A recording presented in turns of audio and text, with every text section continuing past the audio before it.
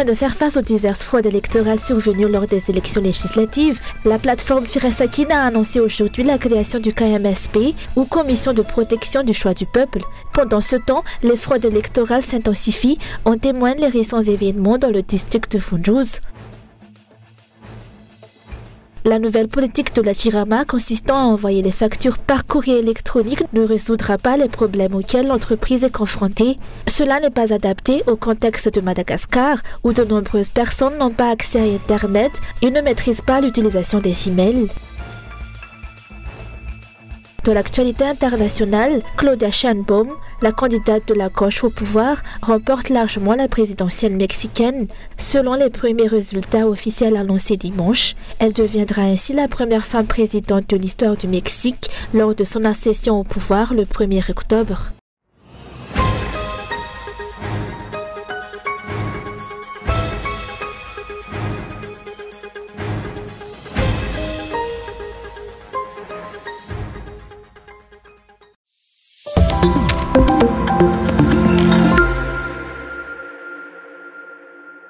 Afin de faire face aux diverses fraudes électorales survenues lors des élections législatives, la plateforme Firasakine a annoncé aujourd'hui la création du KMSP, Commission de protection du choix du peuple. Ces fraudes électorales ont été signalées dans plusieurs, voire tous les districts à travers l'île.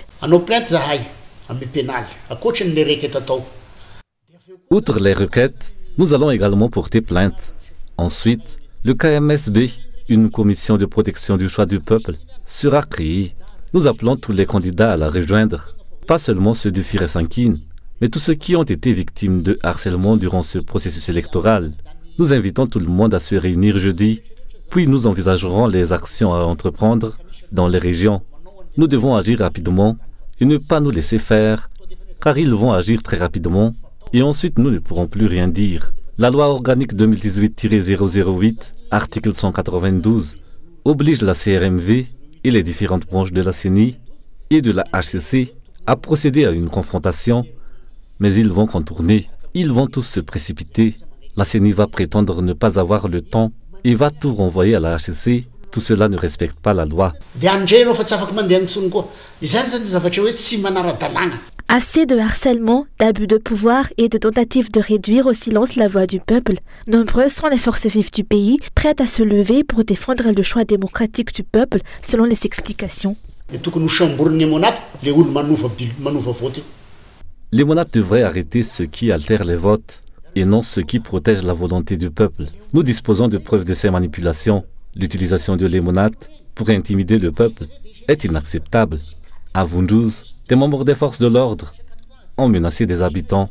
La démocratie et la liberté d'expression sont garanties par la Constitution. Si nous avons encouragé les citoyens à voter, nous devons également protéger leur choix jusqu'à ce que la vérité éclate.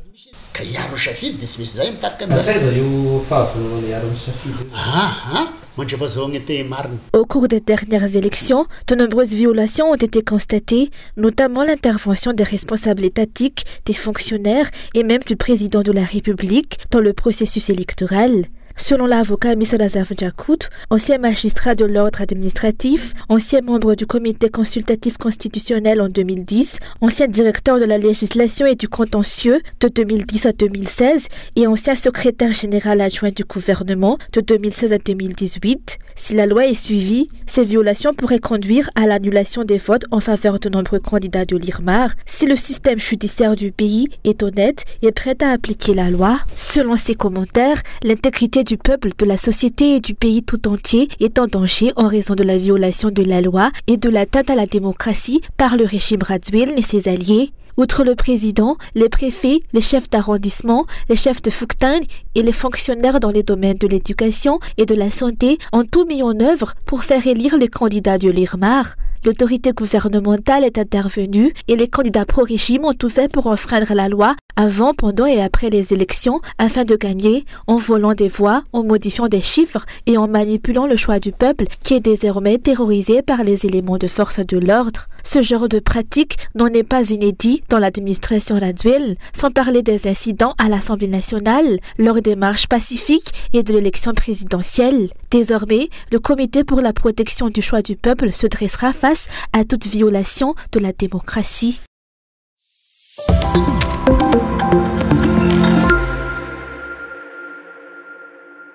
Le CRMV dans le district de Vunjouz a grossi les résultats des élections dans 3 bureaux de vote locaux, selon les habitants mécontents. En effet, selon les résultats provisoires publiés par la CENI, le nombre de voix a augmenté de 99, portant le total des votes à 1996, alors qu'il était d'environ 1878 selon les calculs des locaux. Les habitants déplorent que le candidat de l'IRMAR soit arrivé en tête avec 46,64% des voix, alors que la première place aurait dû revenir à la candidate indépendante locale. Ils ont affirmé refuser toute manipulation et violation de leurs droits.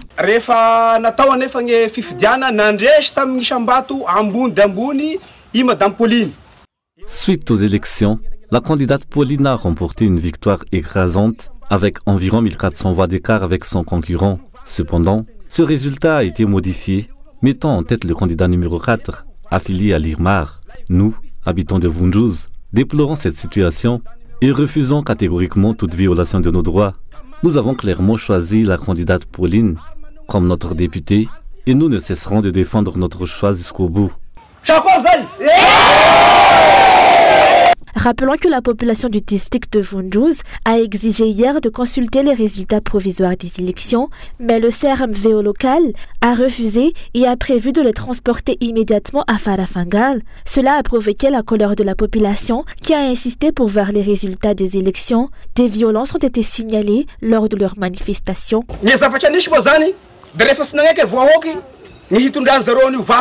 Après notre refus de permettre le transport des résultats, nous avons été menacés par des armes.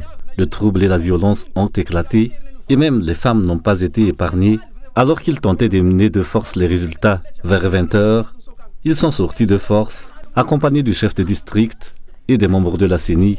Maintenant, des résultats provisoires frauduleux ont été publiés, inversant la position de la candidate numéro 1 qui était en tête des voix.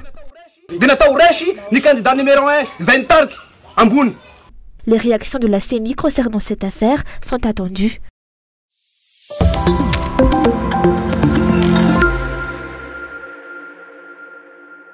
La nouvelle politique de la Jirama, consistant à envoyer les factures par courrier électronique, ne résoudra pas les problèmes auxquels l'entreprise est confrontée. L'utilisation du courrier électronique n'est pas adaptée au contexte de Madagascar, où de nombreuses personnes n'ont pas accès à Internet ou ne maîtrisent pas l'utilisation des emails. Cela risque de provoquer des confusions dans le paiement des factures d'électricité, ce qui pourrait entraîner des coupures d'approvisionnement.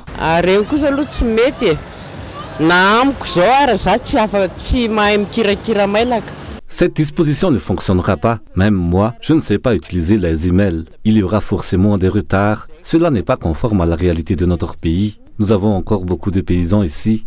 Un paysan sait prendre et composer un appel, mais il ne saura pas utiliser les emails. Cela ne fera qu'empirer la situation. Des individus auront 2 ou 3 mois de retard dans le paiement de leurs factures, faute de savoir manipuler les emails. Si aucun agent ne peut effectuer le relevé, il vaut mieux que les citoyens continuent de rapporter eux-mêmes leur relevé à la Jirama, comme c'est le cas actuellement.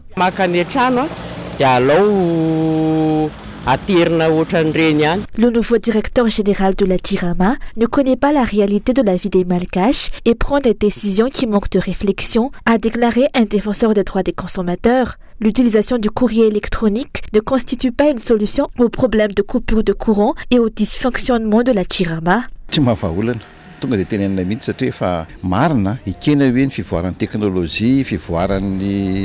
Cela ne résoudra pas les problèmes.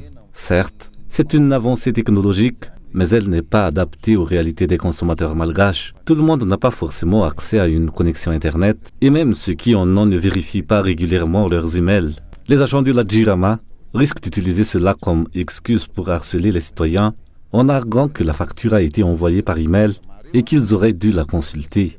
Le problème est que le nouveau directeur général vient d'arriver et semble méconnaître les réalités des Malgaches. Il est probablement habitué à un contexte plus serein, avec un pouvoir d'achat plus élevé, mais ce n'est pas le cas à Madagascar. Il aurait dû d'abord prendre le temps de comprendre les réalités sociales des consommateurs malgaches.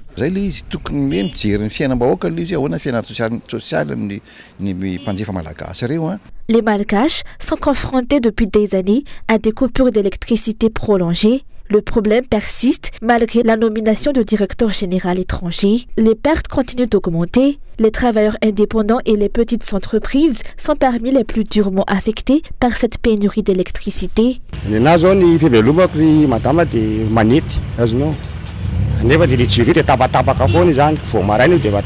Je gagne ma vie en tant que coiffeur, mais l'électricité est souvent coupée dès le matin pendant 2, 3, voire 4 heures, avec un minimum d'1 heure et demie. Les pertes sont énormes, car la facture d'électricité est élevée, alors que les revenus sont faibles. Les coupures sont devenues monnaie courante. Les responsables devraient faire un effort pour limiter ces interruptions. Sans électricité, nous chômons. Plus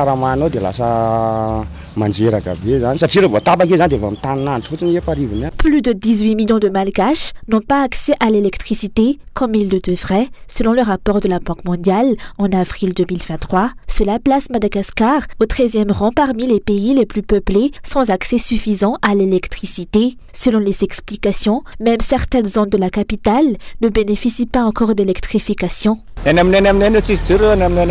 Chez nous, à Ankasn, nous n'avons pas d'électricité. Nous avons fait une demande depuis longtemps, mais nous n'avons toujours pas reçu de réponse. En général, les Malgaches subissent plus de 3 heures de coupure de courant par jour, en plus des problèmes d'approvisionnement en eau qui sévissent surtout dans la capitale. Ces problèmes d'électricité et d'eau sont principalement dus à l'état déplorable des installations et équipements.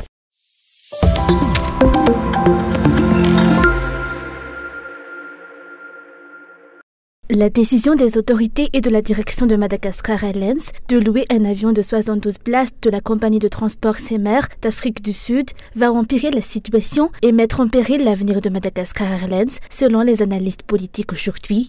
Cet avion loué devrait commencer à desservir à Madagascar à partir de la fin de cette semaine. Cette décision semble avoir été prise sans une étude approfondie et ne correspond pas aux besoins du secteur touristique du pays. Il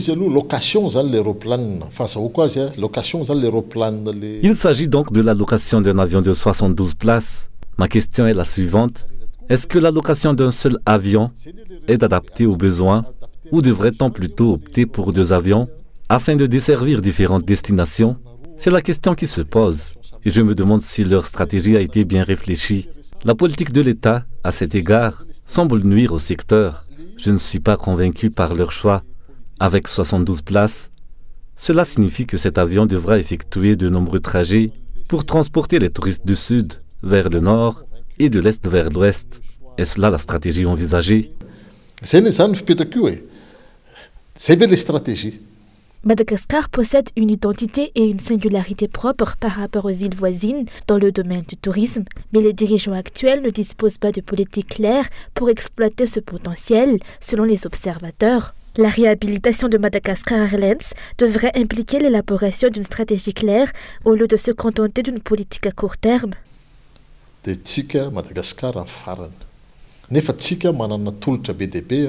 En termes de tourisme, Madagascar est en dernière position alors que nous possédons de nombreux sites que ces pays n'ont pas.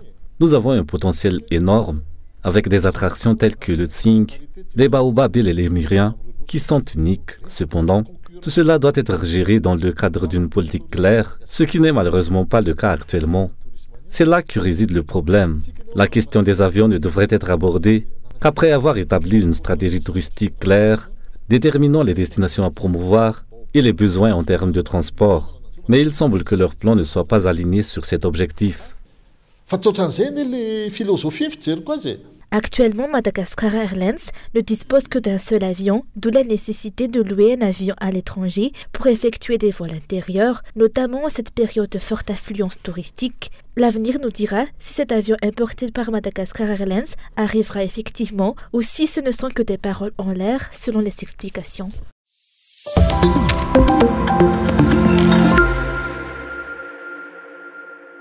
La signature de 2 projets d'une valeur totale de 70 milliards d'euros pour Madagascar a été reportée à une date indéterminée par l'Union européenne.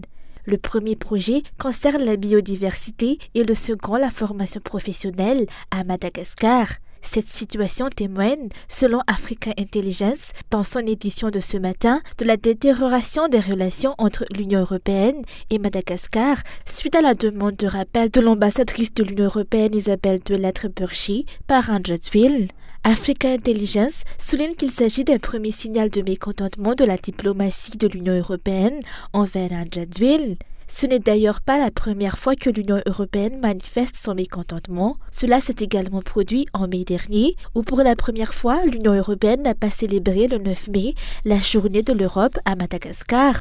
En avril dernier, rappelons qu'Andratsville avait demandé le rappel de l'ambassadrice de l'Union européenne à Madagascar, accusant cette dernière d'ingérence dans les affaires intérieures du pays. L'ambassadrice avait exprimé ses préoccupations concernant la loi sur la castration, les questions électorales, ainsi que la mauvaise gouvernance dans la construction et l'entretien des routes dans le pays. L'impact de cette affaire sur Madagascar, en ce contexte de grande pauvreté que traverse le pays, reste à déterminer. L'Union européenne est l'un des plus grands partenaires de Madagascar, ayant investi jusqu'à 472 millions d'euros dans le pays, dont 228 millions pour le secteur de l'énergie, 15 millions pour le secteur privé et 156 millions pour le développement rural. Le départ définitif d'Isabelle Delattre-Burgi est prévu pour mi-juillet, indique Africa Intelligence.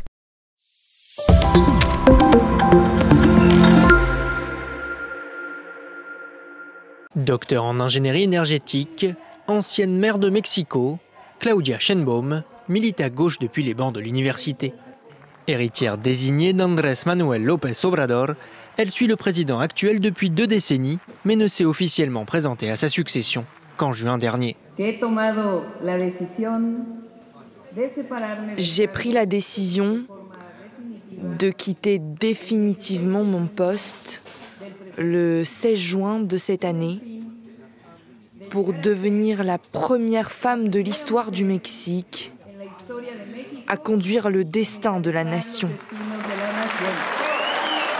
Ancienne membre du GIEC, le groupe international d'études sur le climat, diplômée de la prestigieuse université américaine de Berkeley, la scientifique de 61 ans est une chercheuse reconnue. Mais sa carrière politique n'a pas été exempte de critiques.